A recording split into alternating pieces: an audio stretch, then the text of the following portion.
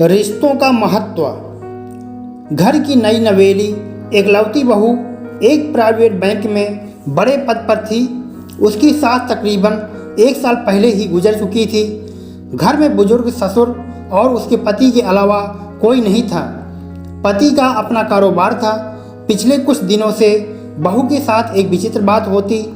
बहू जब जल्दी जल्दी घर का काम निपटाकर ऑफिस के लिए निकलती, ठीक उसी वक्त ससुर उसे आवाज़ देते हुए कहते, बहू मेरे चश्मा साफ कर मुझे देती जा।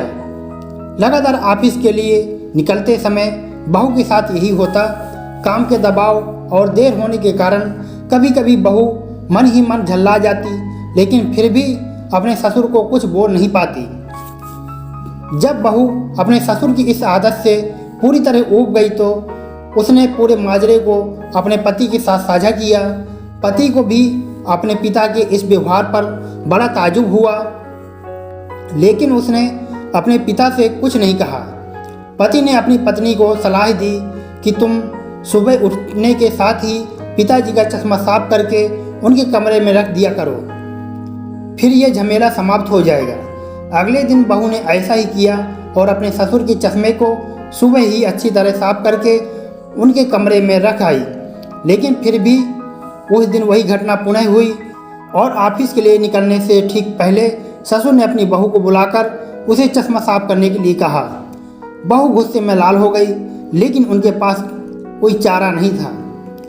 बहू के लाख उपायों के बावजूद ससुर ने उसे सुबह ऑफिस जाते समय आवाज़ देना नहीं छोड़ा।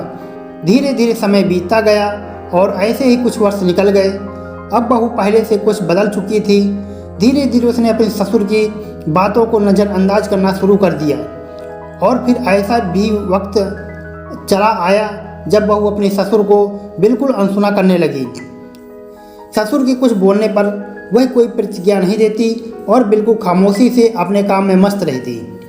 गुजरते वक्त के साथ एक दिन बेचारे बुजुर्ग ससुर भी गुजर गए। समय का पहिया कहाँ रुकने वाला था, वो घूमता रहा। छुट्टी का एक दिन था। अचानक बहू के मन में घर की सफाई करने का ख्याल आया। वो अपने घर की सफाई में जुट गई। तभी सफाई के दौरान मृत ससुर की डायरी उनके हाथ लगी। बहू ने जब अपने ससुर की डायरी को पलटना शुरू किया तो उसके एक पन्ने पर लिखा था, आज की इस भागदौड़ और बेहद तनाव व संघर्ष भरी जिंदगी में घर से निकलते समय बच्चे अक्सर बड़ों का आशीर्वाद लेना भूल जाते हैं, जबकि बुजुर्गों का यही आशीर्वाद मुश्किल समय में उनके लिए ढाल का काम करता है।